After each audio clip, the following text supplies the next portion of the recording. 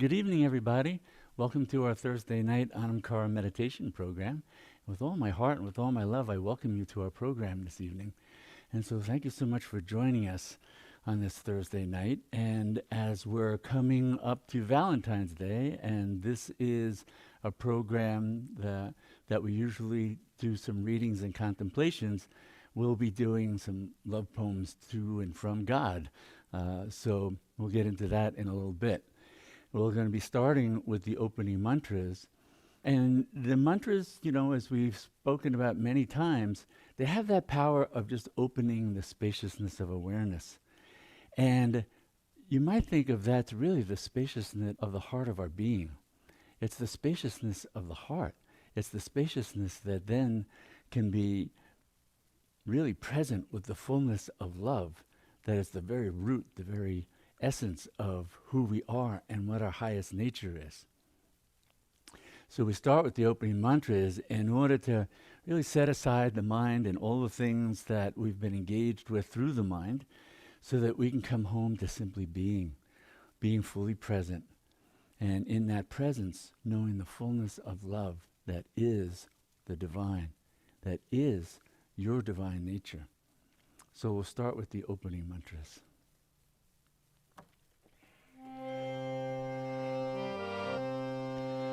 Shri Kali Devi Ki Jai Gajananam Bhutanganari Sevitam Kapita Jambu Palachar Vakshanam Umasutam Shokam Vinashakarakam Namami Vigneshwara Parapankajam Shri Ganeshaya Namaha Shri Ganeshaya Namaha Shri Ganeshaya Namaha Om Purnamada Purnamidam Purnat Purnamudachyate Purnasya Purnamandaya Purnamevavashishate Om Shanti Shanti Shanti Shri Kali Devi Ki Jai.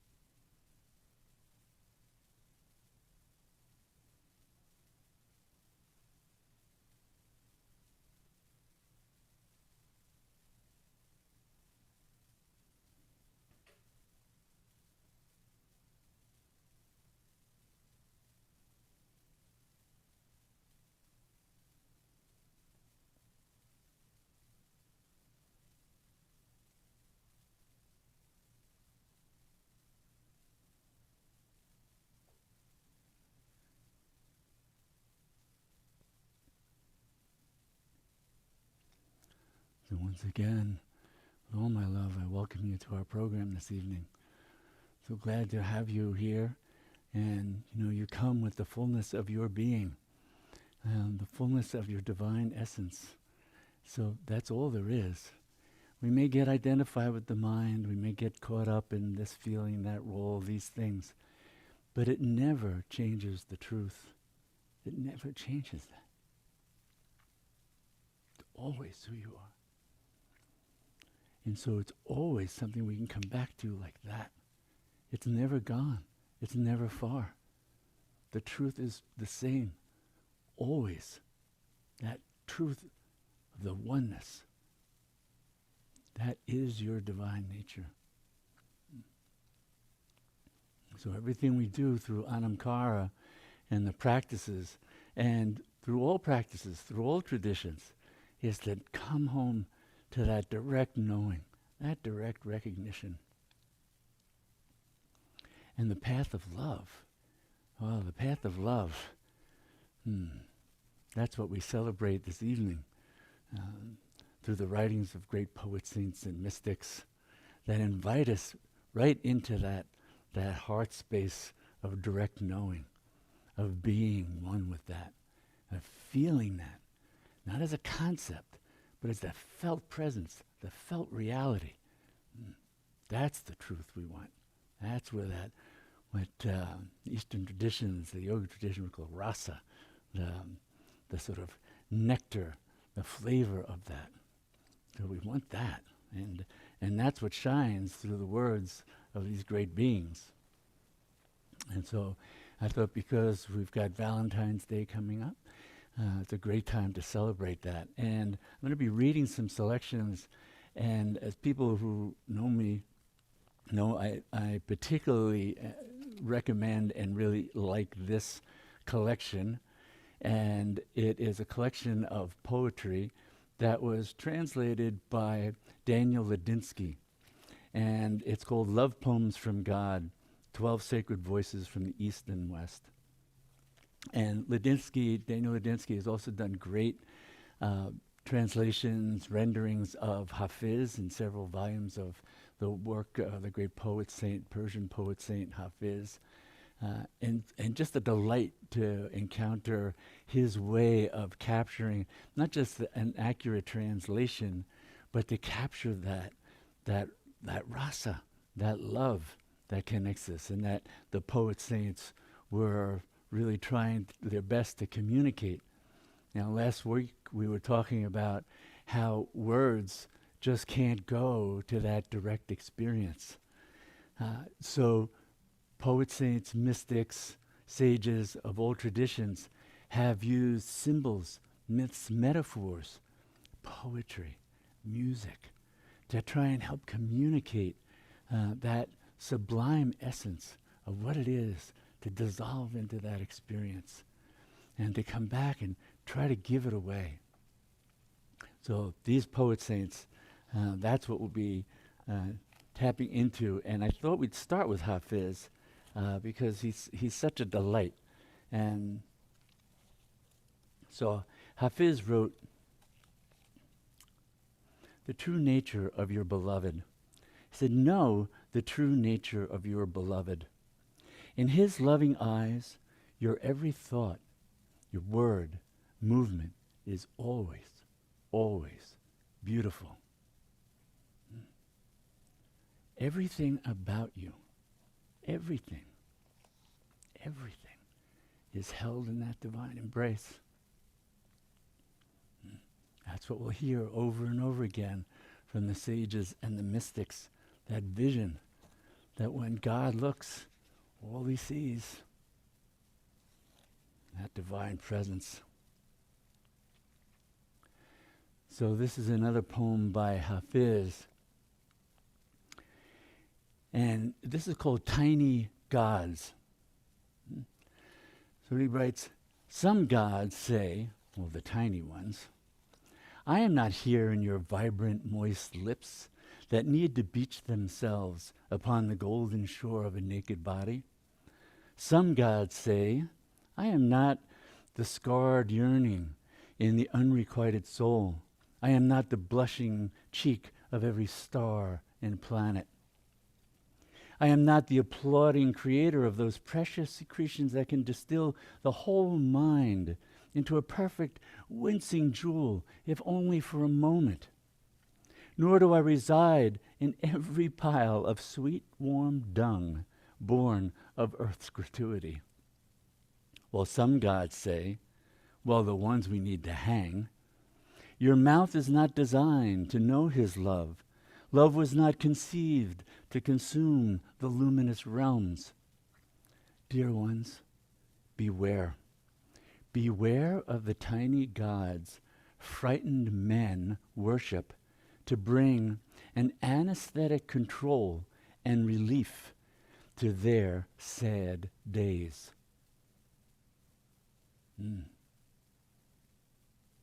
Such clarity. The sages could see both the boundlessness of the divine and also the contracted nature of the mind and what it may put out in a way that is really not reflective of the truth and that sublime love that is the one.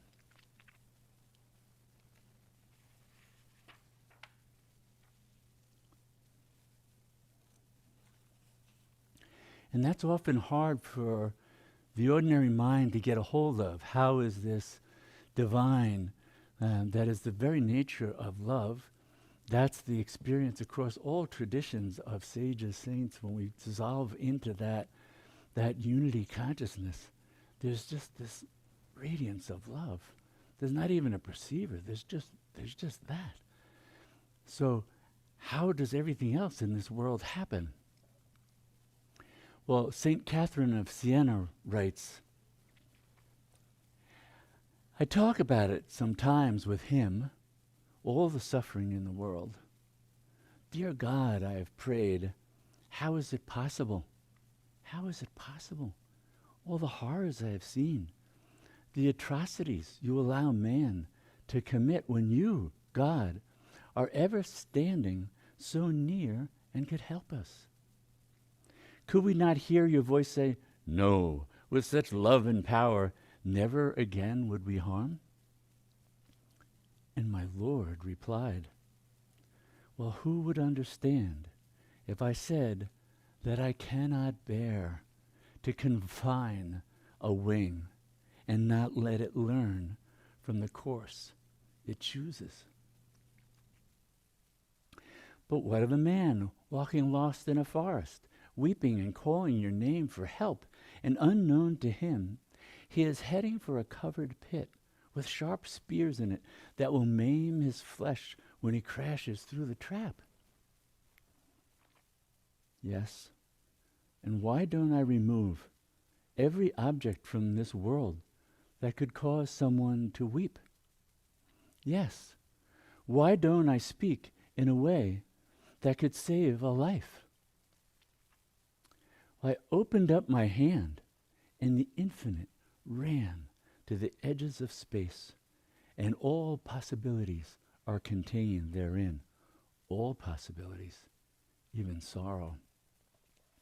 In the end, nothing that ever caused one pain will exist, and no one will begrudge me. The absolute innocence of all within my creation takes a while to understand.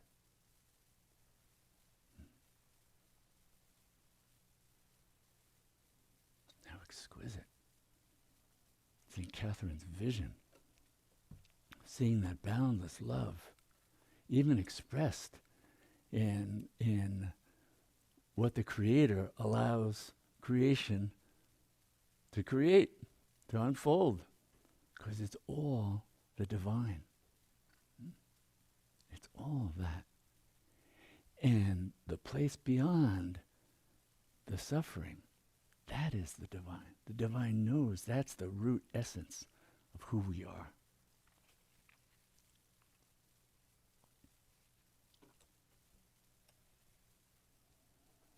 Similarly, the great poet Saint Kabir writes, well, what kind of God would he be if he did not hear the bangles ring on an ant's wrist as they move the earth in their sweet dance? And what kind of God would he be if a leaf's prayer was not as precious to creation as the prayer his own Son sang from the glorious depth of his soul for us. And what kind of God would he be if the vote of millions in this world could sway him to change the divine law of love? It speaks so clearly with compassion's elegant tongue, saying eternally, all are forgiven. Moreover, my dears, no one has ever been guilty.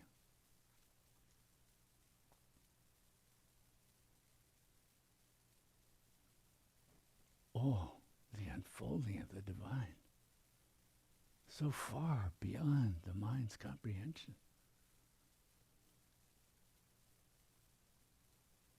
The mind is an instrument that's always going either or, this or that, divisive, compare and contrast.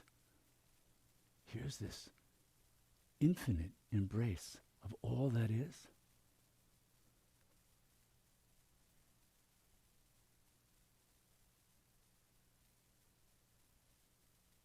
When the mind is awestruck, when the mind is love-struck, and falls at last into stillness and silence,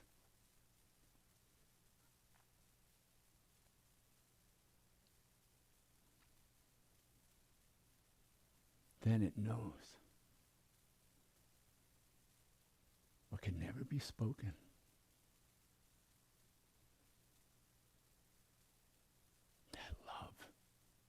That love.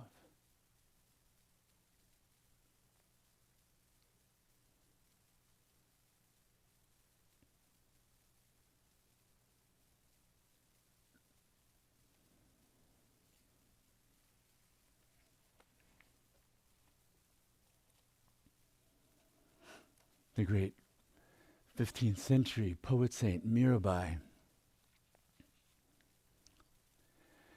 she writes, I remember how my mother would hold me, and I would look up at her sometimes and see her weep. I understand now what was happening. Love, so strong a force, it broke the cage. She disappeared from everything for a blessed moment. All actions have evolved from the taste of the flight. The hope of freedom moves our cells and limbs. Unable to live on this earth, Mira ventured out alone in the sky. I write of that journey, of becoming as free as God.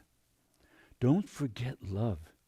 It will bring all the madness you need to unfurl yourself across the universe.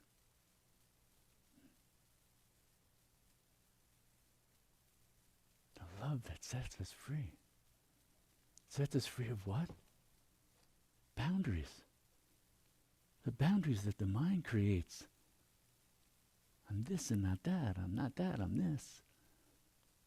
Love dissolves all the boundaries, including the boundary between our individuality and the universal one, the divine. Dissolves in love.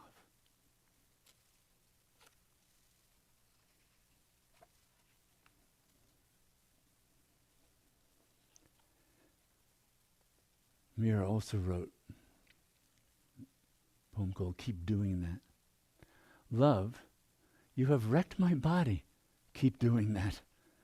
I am more well with this deep ache of missing you than content with the physical wonders you can pacify us with.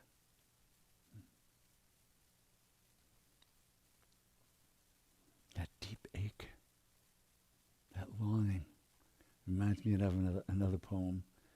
Love and longing for the divine, these are your gifts most sublime. Love and longing for the divine. That in itself is a gift of grace. That in itself, the love, the longing, is wakefulness. We see through what the world has to offer. We begin to love and long for the divine. Those are the gifts most sublime.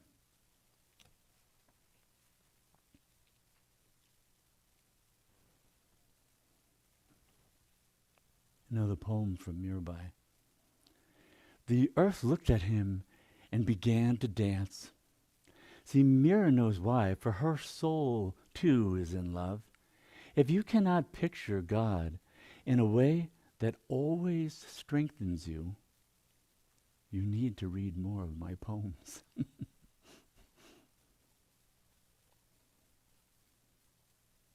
The poems, the writings of the sages, the mystics, the saints, that throw open the doors. They have no time for just conventions and rules, and they followed the mystic way. Took them beyond the boundaries of everything. Certainly beyond the boundaries of any limited self, into that ocean of love.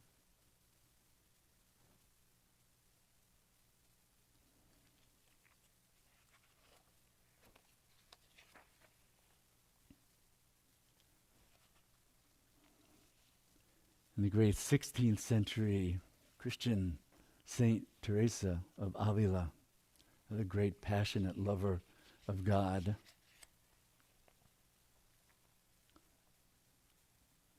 She writes, "Just these two words he spoke changed my life. Enjoy me." What a burden I thought I was to carry, a crucifix as he did. Love once said to me, "I know a song. Would you like to hear it?" And laughter came from every brick in the street and from every pore in the sky. After a night of prayer, he changed my life when he sang, "Enjoy me. Enjoy me." The divine created this all out of love, out of delight. If we want to participate, merge with the divine, then we can enjoy creation as the Creator does. That's what we're invited to know, to live, to breathe, to walk into the world. That boundless love, that boundless compassion.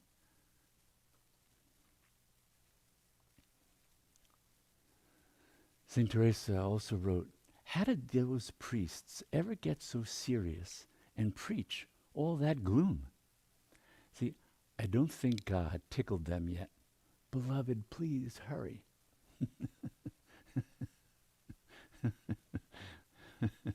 Oh, it reminds me of another poem. There's another poem here.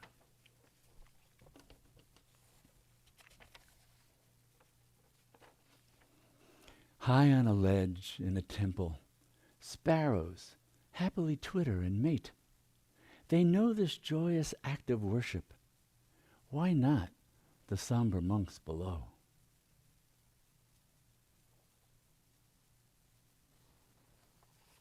Delighting in creation and all the ways that we can participate in that.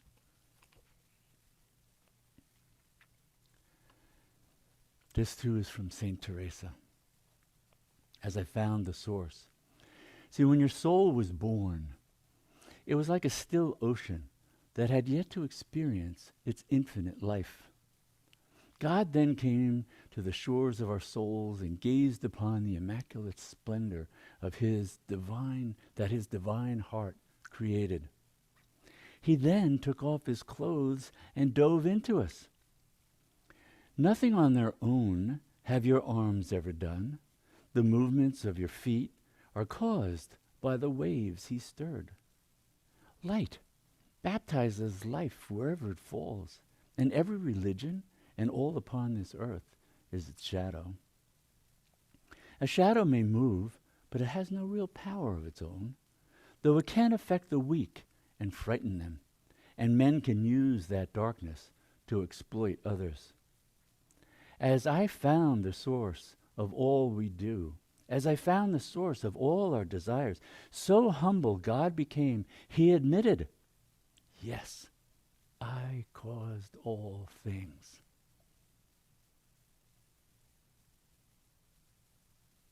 Everything we see, the unfolding of the divine.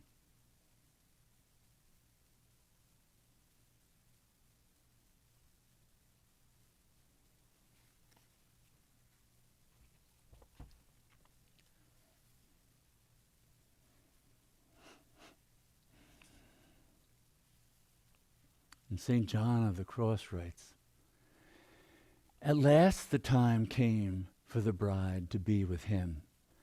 Nothing all other brides had ever known could have prepared me. Only the beauty and light you cannot describe has a place in his house. I can touch God, yes, but not with anything I own, not with anything I can identify with, not with anything that knows me. Purity. Have you ever contemplated that word? I once beheld the root of the immaculate, and it drew me into itself. I looked at all through his eyes. Why does not my sacred church tell you God only sees himself?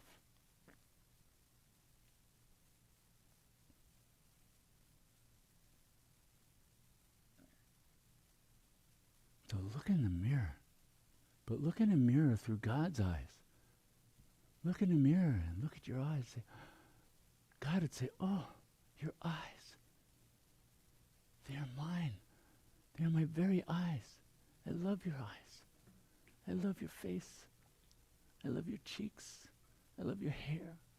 I love your ears. I love everything about you. You are my very self. If you could hear God, you could hear that.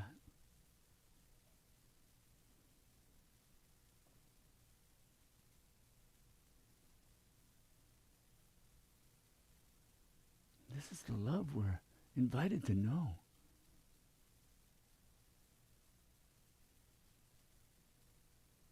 This is the heart of meditation. This is the lifeblood of meditation. It's love. To sit in the light of love and let go of everything.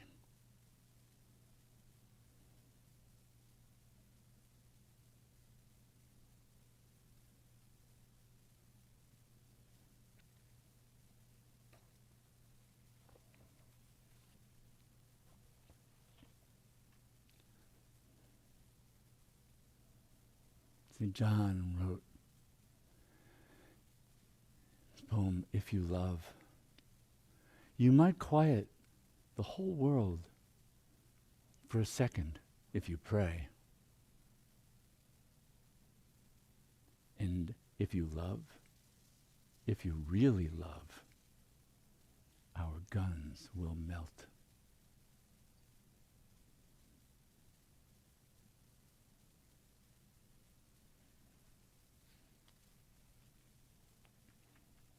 The light of love illuminates the sages and saints from all traditions.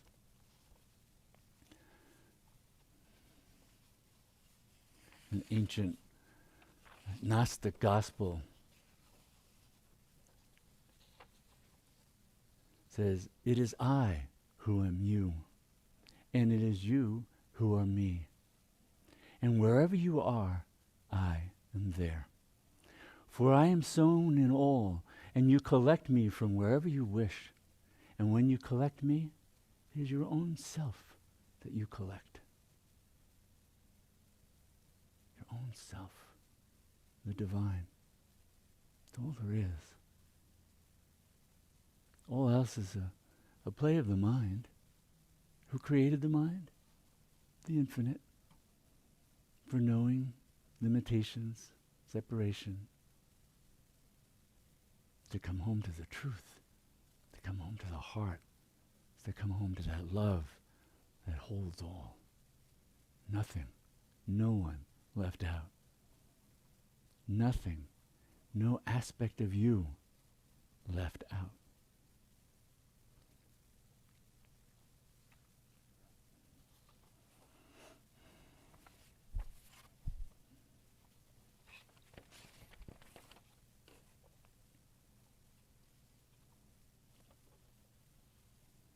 So when love meets love, no words are uttered, for like pools of water merging in silence, they become one. When love meets love, when you meet the divine, there's that merger, and that stillness, and that silence.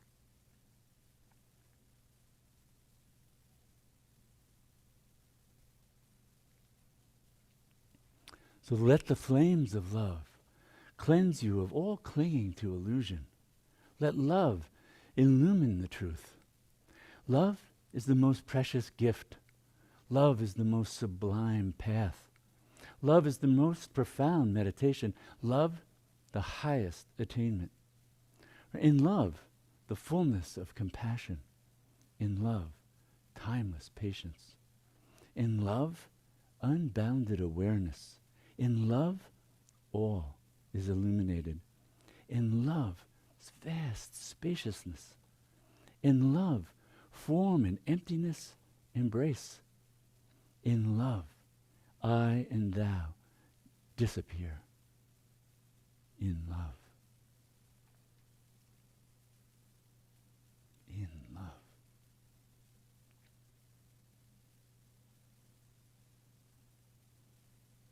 Whatever we seek, the truth is, it's love, the essence of love that we want. It's what really quiets the mind. It's what satisfies the heart in ways that nothing else can. We have, a $1 trillion industry selling the world all kinds of things as substitutes for knowing that, for being so full, contented, full of the boundless being that is love, that is ourself. So full, we can give generously to all. So full, we have no need to dominate and exploit. Who is only ourself?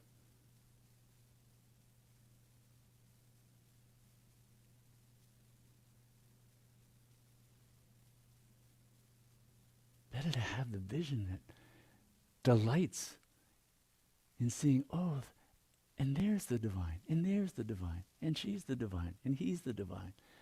That we're continuously encountering the divine, the one. See the one. See the one that has become the many.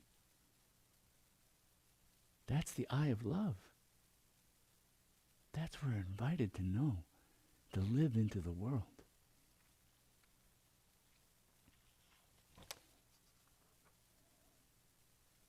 So shed your clothes, my dear. Stand naked in the light. Shed your thoughts, for like clothes, they block the light. Stand naked in the blazing light. Shed any thought of it as a being, even this vain attempt of the mind to grasp the ungraspable, dissolves. So stand naked in the hurricane of light, whirling cascades of radiant love, at last erasing the barest wisp of you. The barest wisp. Like the steam rising off a cup of chai. It disappears. We can dissolve into the infinite just like that. That barest wisp of an appearance of separation, gone in love's embrace.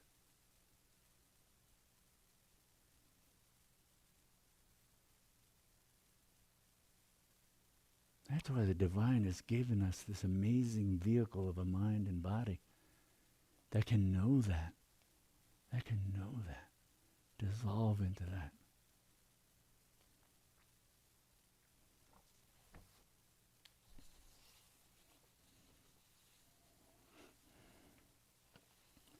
The great poet Saint Rabia writes, "It acts like love, music. It reaches toward the face, touches it, and tries to let you know his promise that all will be okay.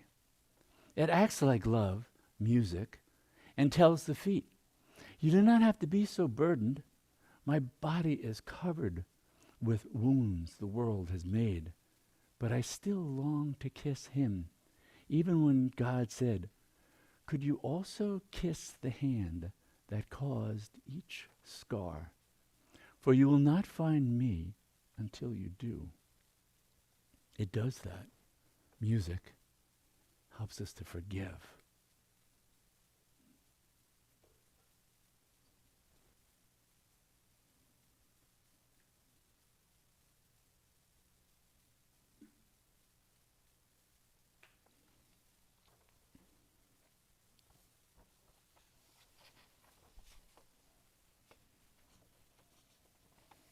The love opens our heart so we can see that pain.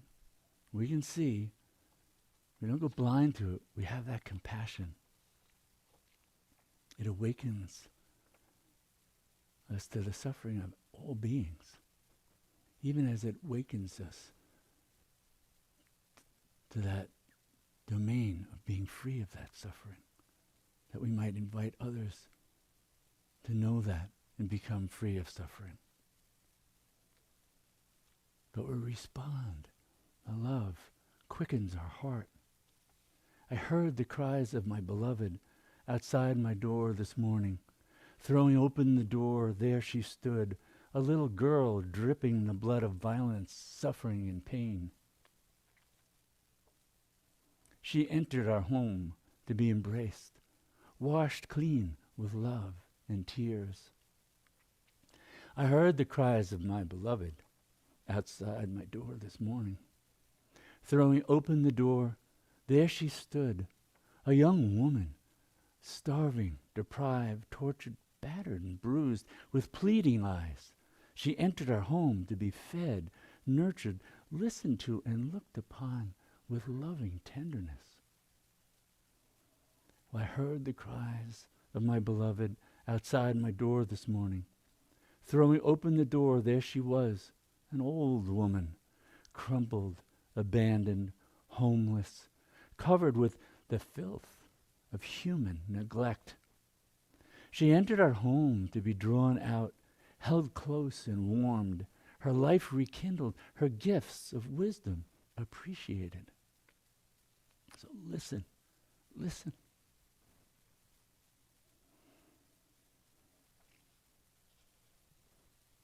Please listen for the cries of our beloved. We've been deaf for far too long. When we listen like that, then we're also God's ears.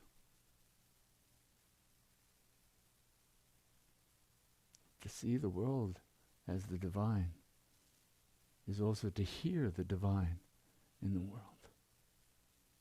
To hear the cries of suffering as Buddha, as Tara, as our own highest nature. To hear, to respond. That loving, tender, open heart. That's your heart of God. That's your heart of your own self.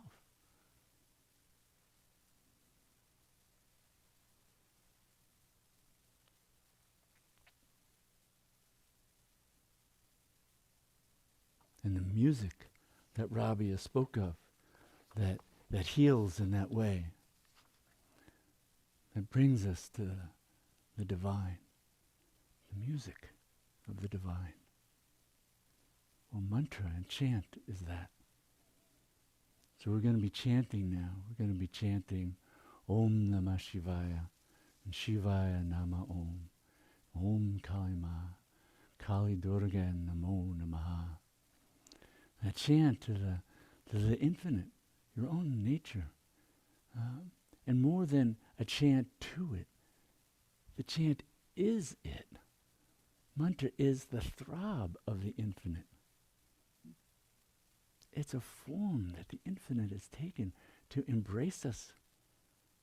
For as we repeat mantra, chant mantra, it penetrates everything, right down into the marrow of our bones, enveloped in the loving embrace of that throb of the divine that we call mantra. Om Namah Shivaya, Shivaya Nama Om. I bow to the auspicious one, the divine within all, that is all. Om Kali Ma, Kali Durga Namo Namah. I bow to the great mother who embraces all, to relieve their suffering, to free them to delight in creation as her very self. So we'll chant now for a few minutes and then just sit in the stillness. If the mind moves, just give it mantra. But if it dissolves into that stillness, just rest. Rest in the divine embrace. Your home.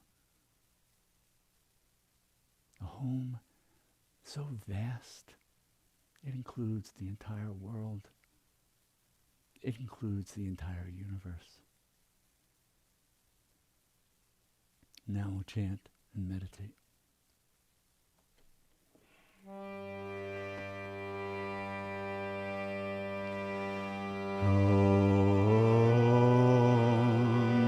Namah Shivaya. Om Namah Shivaya. Shivaya Nama Om. Shivaya Nama Om.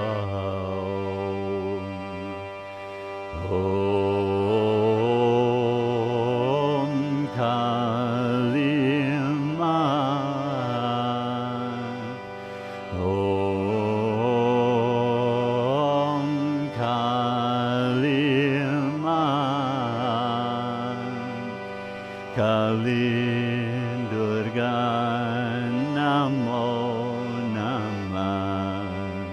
Kali Durga Namo Namah. Om Namah Shivaya. Om Namah Shivaya. Shivaya Nama Om. Shivaya Nama Om.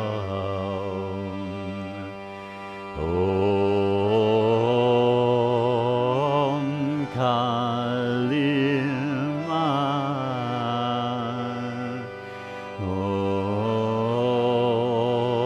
Om Kali Ma.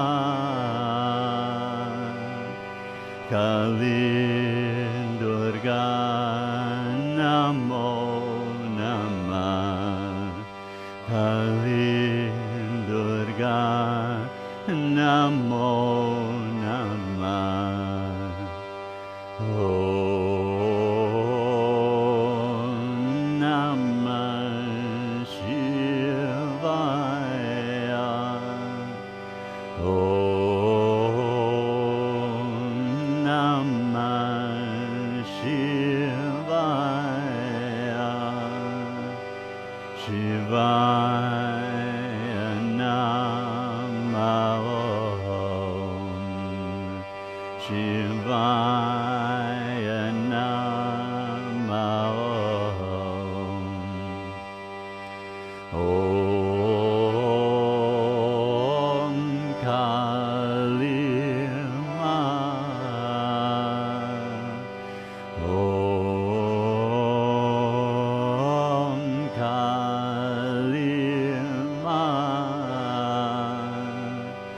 Kalin Durga Namo Namah. Kalin Durga Namo Namah. Om Namah Shivaya. Om Namah Shivaya. Shivaya Namah. Shivaya Namah.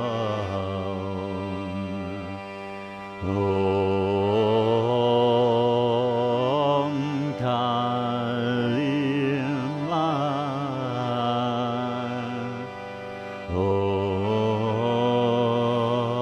Om Kalima. Kalin Durga Namo Namah. Kalin Durga Namo Namah. Om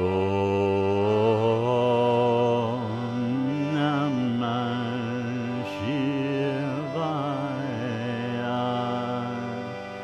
Om Namah Shivaya. Shivaya Namah. Shivaya Namah. Om Kalima.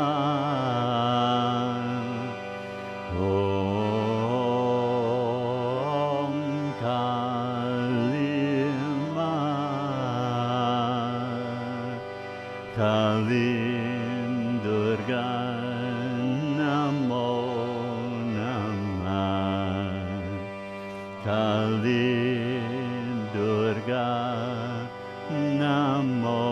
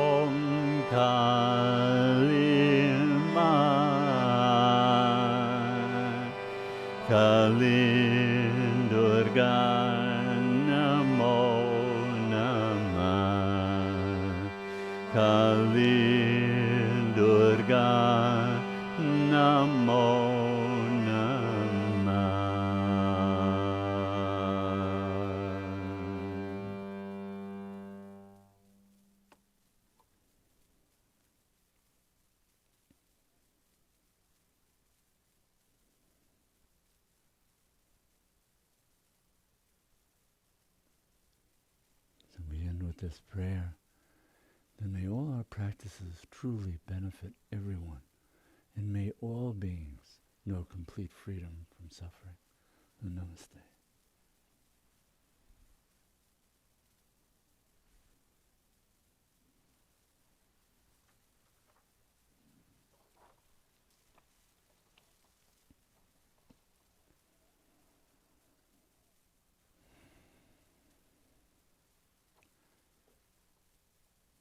Perhaps one last poem.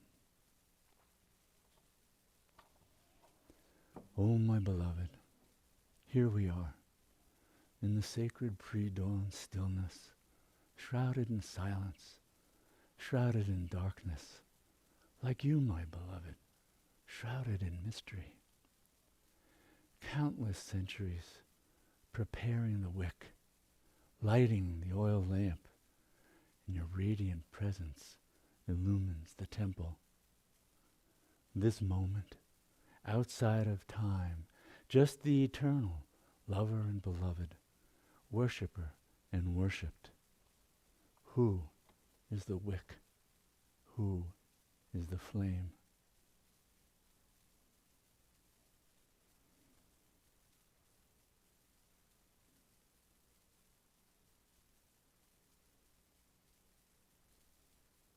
We live in the light of the sacred. We live in that flame of love. this life, this body, this mind is the wick and the flame and the one.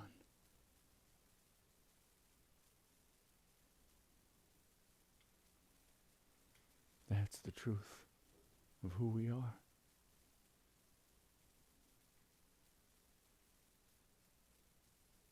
Know that.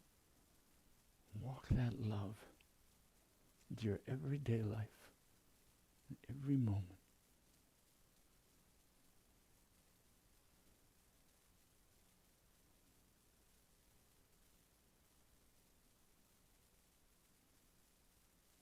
So thank you for coming. Thank you for coming this evening. Because you are the divine. You've come with the fullness of your presence. You've come with the power of your practice, the power of your intention, to know the truth and to live that into the world, that boundless love and compassion, wisdom and grace, strength and perseverance. Thank you. Thank you for being here. Thank you for being you.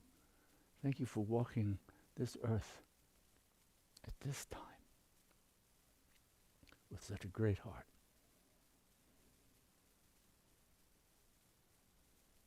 With all my love, have a blessed week.